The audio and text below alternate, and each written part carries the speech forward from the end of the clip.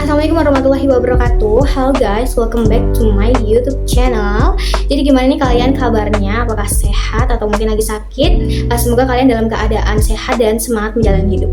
Oke, balik lagi sama aku. Coba deh kalian jujur, siapa yang kalau bangun tidur itu kayak kalian tuh harus kayak main HP dulu atau mungkin scroll sosmed dulu nih. Tenang aja guys, aku juga kayak gitu kok ya. Jadi ini tuh relate ya sama kita semua. Pasti bangun tidur itu langsung pikirannya langsung kayak HP aku di mana, kayak gitu ya nggak sih? Nah, di video kali ini aku mau ngobrol lagi nih bareng kalian tentang TIK dan e-commerce. Kalau kalian belum tahu nih, TIK kepanjangannya dari Teknologi Informasi dan Komunikasi, dan aku bakal bahas dua materi ini, TIK dan e-commerce. Jadi ini bukan kayak teori doang, tapi ini pengalaman aku sendiri, dan ayo kita bareng-bareng diskusi pembahasan tentang TIK dan e-commerce. Dan aku bakal jelasin ini itu sesuai dengan pengalamanku. Aku bakal ceritain tentang keluargaku gimana dampaknya, terus diri aku juga gimana dampaknya. Aku bakal ceritain semua di sini. Jadi kalian stay tune terus, harus nonton sampai akhir. Oke guys, jadi aku bakal jelasin yang persoalan tentang TIK dulu nih. Nah, TIK ini kan teknologi ya. Teknologi zaman sekarang itu kan yang udah makin canggih, makin berkembang. Jadi nggak mungkin teknologi itu tuh berjalan mulus, pasti ada dampak negatif dan positifnya. Nah, apa sih dampak positif dari keluarga, dari diriku sendiri, dan dari kerjaan atau apapun itu? Aku bakal jelasin di sini tentang keluarga dulu.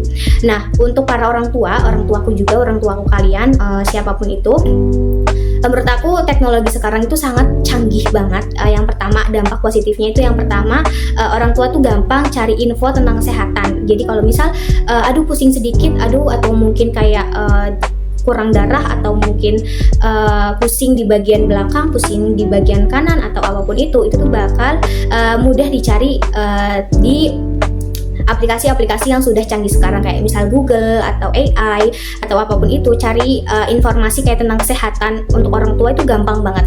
Terus yang kedua, mungkin mama kalian atau mamaku sendiri juga suka banget yang namanya masak. Nah, itu tuh gampang banget, tinggal cari di sosial media apa sih resep makanan ayam goreng kayak gitu. Nah, itu tuh sangat memudahkan untuk orang tua yang mungkin bingung mau masak apa hari ini gitu. Nah, dengan adanya teknologi ini, kita tuh gampang banget, mudah untuk cari informasi hal-hal yang seperti itu. Yang ketiganya itu berita penting. Jadi kalau misal biasanya kalau berita kan, kalau zaman dulu kan mungkin dari orang ke orang gitu ya. Kalau sekarang tuh kita tinggal buka HP aja, sosial media itu udah banyak banget berita-berita. Yang penting gimana caranya kita menanggapi berita itu dengan pemikiran yang jangan negatif gitu. Jadi kalian kalau misal ada berita pun jangan yang langsung menyimpulkan tentang masalahnya ini berarti karena ini, jangan seperti itu. Jadi kita juga harus lebih bijak lagi dalam melihat dan membaca berita. Sekarang aku bakal bahas dampak di diriku sendiri. Jadi sebagai aku pelajar dan kerja di e-commerce juga, TIK itu penting banget. Kalau untuk belajar, yang pertama, buat belajar itu materi gampang banget cari di Google atau AI atau apapun. Kalau misal ada materi yang mungkin aku nggak paham, aku bisa cari tahu di Google atau nggak di AI, itu gampang banget kita cari informasi. Yang kedua, nonton penjelasan di YouTube. Jadi aku ini tipe yang kalau belajar itu lebih suka ke nonton daripada aku membaca. Nah, itu tuh sangat memudahkan untuk aku yang belajar sukanya lebih kayak melihat dan memperhatikan. Itu cocok banget untuk aku belajar lewat YouTube gitu. Jadi kayak ada video kayak gitu, video materi. Nah, itu aku bisa belajar dari situ. Yang ketiga, tugas itu aku bisa diketik. Dikirim online gitu juga bisa banget, gampang banget. Jadi sekarang serba mudah, serba praktis. Jadi kayak ini membantu banget untuk diriku dan untuk keluargaku. Nah, kalau misalnya untuk buat pekerjaan nih, kalau pekerjaan kan karena aku sedikit sama dengan e-commerce ya tentang materi ini. Kalau untuk kerja juga gampang banget. Untuk kerja di e-commerce ini paling cuma kayak upload produk, balasin chat customer, atau misal kayak adain diskon kayak gitu guys. Dan menurut aku kehidupan tanpa adanya TIK ini jujur ribet banget nggak sih, ya kan? Karena kalau misal tanpa teknologi yang canggih itu pasti semuanya serba manual, dan itu sangat meribetkan diri sendiri dan semuanya juga. Dan jangan lupa TIK itu juga bisa jadi sumber hiburan. Jadi kayak selain kita ingin mencari tahu sesuatu hal, itu juga TIK juga bisa untuk menjadi sumber hiburan, kayak misal dengerin musik, nonton film, atau scroll TikTok, scroll YouTube juga. Nah, kayak sekarang pasti juga kalian pakai kan. Nah, nextnya aku bakal bahas dampak negatif dari TIK. Dan sekarang aku bakal bahas dampak negatifnya. Kalau misal dari keluarga, kalian pernah nggak sih kayak misal satu rumah tapi semua keluarga kalian tuh fokus sama HP, atau misal kayak ngumpul-ngumpul juga pasti ada beberapa keluarga yang pasti fokus sama HP. Jadi kayak komunikasi antara keluarga yang dulunya mungkin gak ada HP, yang dulunya mungkin banyak cerita nih satu keluarga. Nah sekarang dengan adanya teknologi yang canggih ini, jadi kayak sibuk masing-masing sama gadgetnya. Nah terus kalau misalnya untuk diri sendiri aku ngerasa kalau misal teknologi yang canggih ini, yang pertama aku kecanduan banget sama HP.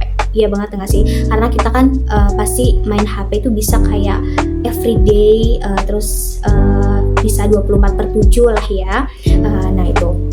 Terus aku jadi kayak susah fokus. Iya banget, ini susah fokus banget karena dengan adanya kita ya itu tadi kecanduan, terus kayak sudah otaknya, ada mindsetnya tuh kayak udah aduh HP gitu. Jadi kayak susah fokus juga. Kayak misal kadang kita lagi fokus HP, terus ada lawan bicara yang ngajak ngobrol kita, kadang kita juga kayak dengerin tapi kayak kita masih fokusnya HP. Jadi kayak emang fokusnya tuh antara lawan bicara sama HP itu kayak kebagi gitu loh guys. Padahal kan harusnya kan kalau misalnya kayak ada yang cerita, kita taruh dulu HP-nya, baru kayak kita lanjutin dulu sama lawan bicara, baru kita lanjut main HP. Terus nextnya itu kayak lupa waktu. Main HP itu lupa waktu. Jadi kayak kita main HP, ternyata udah kayak 1 jam lebih, kita udah melewatkan waktu yang mungkin seharusnya kita melakukan kegiatan yang bermanfaat, tapi karena kita udah kecanduan HP, jadi semuanya tuh lupa. Belum lagi untuk masalah kesehatan ya, kayak misal matanya gampang capek, terus kayak kurang gerak juga badan kita. Yang gerak kan berarti tangan kita terus nih. Nah terus info di internet juga kan nggak semuanya benar, jadi pasti ada hoax dan ada benarnya. Jadi kita tuh harus lebih pintar memilih berita-berita yang mungkin valid atau mungkin nggak valid, kita tinggalin aja. Jadi kita ambil sisi dari positif-positifnya aja. Oke guys, kita cukupin dulu untuk pembahasan TIK lagi. Nanti nextnya mungkin kita bakal bisa ngobrol-ngobrol lagi, atau enggak kalian bisa tulis di kolom komentar tentang pendapat kalian. Nanti aku bakal bacain satu-satu. Nah oke, nextnya aku bakal membahas tentang e-commerce. Jadi sejauh mana sih kalian tuh pakai e-commerce ini gitu ya. Tapi kalau misalnya aku pribadi sih jujur bisa setiap bulan gak sih, karena kan setiap bulan juga banyak diskonnya. Nah oke, kita akan bahas. Oke guys, jadi kalau misal kalian ada yang tanya sejauh mana sih kalian pakai e-commerce gitu kan, kalau aku jawab aku bakal setiap bulan gitu, karena e-commerce itu sangat bermanfaat banget dan sangat mudah, praktis dan cepat gitu loh. Maksudnya dengan teknologi yang canggih ini, dengan adanya e-commerce itu sangat membantu banget. Kayak misal aku sebagai pembeli, aku beli kayak kebutuhan skincare, baju, tinggal klik bayar, udah sampai. Kita nggak usah kayak ke toko offline store-nya, kayak kita harus ngeluarin motor, kita harus nyalain motor, kita harus nyetir gitu kan. Ribet nggak sih guys? Untuk kayak kita yang mungkin mager atau mungkin sibuk, dengan adanya e-commerce kan pasti sangat membantu, lebih terasa ringan, kayak karena prosesnya itu cepet, praktis, tinggal kayak kita pencet tinggal bayar sampai. Nah, sebagai aku yang kerja di e-commerce ya, pekerjaan aku tuh kalau di e-commerce tuh lebih ke cek orderan. Jadi orderan masuk, nanti aku cek, terus balas chat customer lagi, yang kayak di awal tadi aku bahas, terus update produk. Jadi kalau misal produknya itu habis, nanti aku bisa ditambahkan di aplikasinya, terus ikut promo. Jadi kan pasti kan setiap bulannya itu pasti ada promo, kayak misal kemarin ada promo 12/12 kayak tanggal kembar, atau kayak sekarang ini nanti mau ada promo Christmas. Nah itu kita harus selalu update yang namanya promo, terus kita update produk juga dan banyak lainnya. Nah guys, sekarang aku bakal jelasin pendapatku tentang e-commerce. Nah menurutku e-commerce ini tuh sangat membantu untuk kehidupan zaman sekarang, karena dia tuh kerjanya cepat, praktis dan fleksibel. Yang aku suka dari e-commerce itu dia tuh buka peluang usaha. Ini bener banget. Jadi kalau misal kayak di usia yang aku sekarang mungkin pengen buka usaha yang masih kecil-kecilan. Jadi kan kalau misal kayak umur aku sekarang kan mungkin modalnya mungkin belum banyak ya. Jadi untuk membangun toko itu pasti harus butuh modal yang besar. Nah, dengan adanya e-commerce ini tuh sangat membantu untuk usaha yang kecil-kecilan yang mungkin modalnya itu masih nggak terlalu besar kalau misal kita buka toko gitu, karena baru awal-awal bisnis dan di seumuran aku sekarang kan ya, pasti e-commerce ini membantu untuk usaha yang mungkin dari nol, yang kecil-kecilan gitu. Yang kedua itu bantu UMKM berkembang. Ini bener banget. Aku misal ambil contoh UMKM jualan cireng. Misal jualan cireng. Cireng kalian itu mungkin di sekarang yang buka sekarang kayak offline store gitu, mungkin dikenalnya itu cuman kayak lingkungan sekitar aja, atau mungkin kota. Misal aku tinggal di Tegal nih. Aku misal di Tegal punya usaha cireng gitu. Nah pasti kan cireng-cireng aku ini kan paling dikenalnya tuh dengan satu kota Tegal atau kabupaten doang. Sedangkan dengan adanya e-commerce ini kita kan bisa kirim paket di keluar kota, keluar negeri, kemanapun aja bisa. Nah dari e-commerce ini bisalah usaha cirengku ini berkembang, lebih banyak dikenal orang, lebih banyak orang-orang tahu tentang cirengku dari kota-kota lain gitu. Jadi nggak satu lingkup Tegal doang, tapi bisa semua orang tuh kenal dengan usahaku gitu. Yang ketiga itu kasih kesempatan anak muda buat memulai bisnis, yang tadi aku awal jelasin. Kalau misalnya emang modalnya mungkin belum terlalu besar, nah e-commerce ini tuh cocok banget untuk kalian. Yang penting tuh kalian mau belajar gimana caranya belajar bisnis di dunia e-commerce kayak gini, yang online kayak gini. Jadi itu kayak nggak perlu punya toko yang besar, yang penting kalian modal untuk belajar, kuota, dan HP, udah cukup itu aja. Nah sekarang aku bakal bahas tentang dampak positif dari e-commerce ini. Nah yang pertama itu tuh hemat waktu dan tenaga. Ini iya banget. Jadi kayak kita nggak usah belanja ke offline store, kayak kita harus pergi ke sana nyalain motor, aduh ribet banget. Kita mengurangi hal itu karena kita tinggal klik aja, bayar terus sampai. Atau mungkin kan kita juga bisa bayar di tempat. Yang kedua itu bisa jadi sumber penghasilan. Ini iya banget, udah aku jelasin. Yang pertama tadi kalau misal kalian masih muda tapi pengen usaha yang nggak punya toko, nggak harus punya toko besar, nah ini tuh cocok banget untuk bisa jadi sumber penghasilan. Terus bisa melatih skill komunikasi. Ini iya banget ya. Jadi kalau misal yang namanya jualan ya, yang namanya kita promosi, kita tuh harus butuh yang namanya komunikasi ke customer, gimana harus kita ramah, gimana produk kita tuh nyampe ke customer dan customer beli. Nah itu tuh penting banget. Terus yang keempat itu belajar tanggung jawab dan manajemen waktu. Ini bener banget. Semua usaha entah di e-commerce entah di nggak di e-commerce itu semua harus ada tanggung jawab dan ada manajemen waktunya.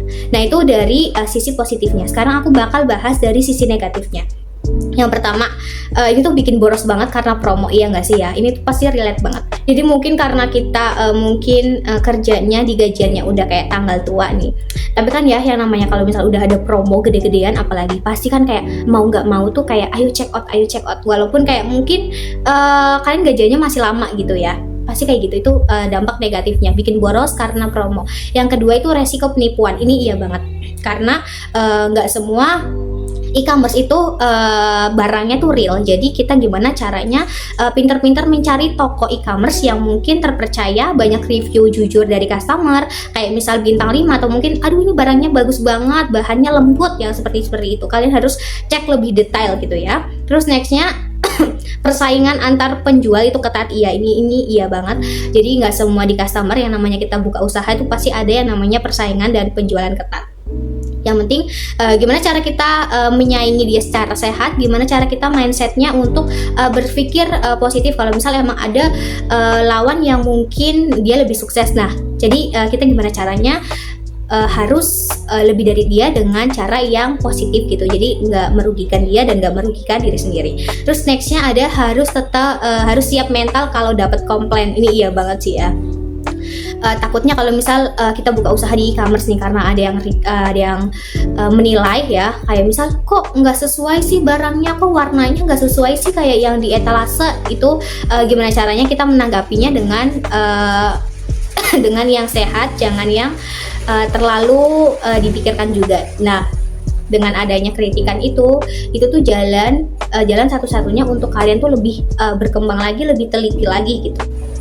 Jadi menurutku TIK dan e-commerce ini tuh dia bukan musuh, tapi juga bukan sesuatu yang boleh dipakai sembarangan. Jadi kita juga harus tetap berhati-hati, tetap harus berteliti, jangan kemakan omongan juga, kemakan berita-berita juga, itu nggak usah. Yang penting gimana caranya kita menggunakan teknologi yang sudah canggih ini dengan sehat, dengan positif, jangan diambil negatifnya.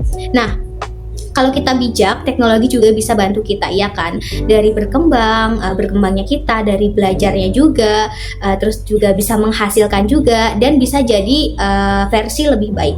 Tapi kalau berlebihan justru bisa ngerugiin diri sendiri. Jadi kalian gimana caranya? Harus tetap berpositif, jangan diambil negatifnya, karena semua teknologi pasti ada dampak positif dan negatifnya. Jadi pesan aku buat kalian, teknologi should be a tool, not a trap. Use it to grow, not to lose yourself. Stay smart, stay balanced, and don't forget your real life. Oke, kalau kalian setuju, kalian bisa komen-komen aja di kolom komentar. Nanti aku bakal bacain satu-satu. Oke guys, thank you. Cukup aja untuk hari ini. Kalau misalnya kalian suka, kalian bisa like, comment, and share video ini. Semoga bermanfaat untuk kita semua. Oke guys, bye-bye.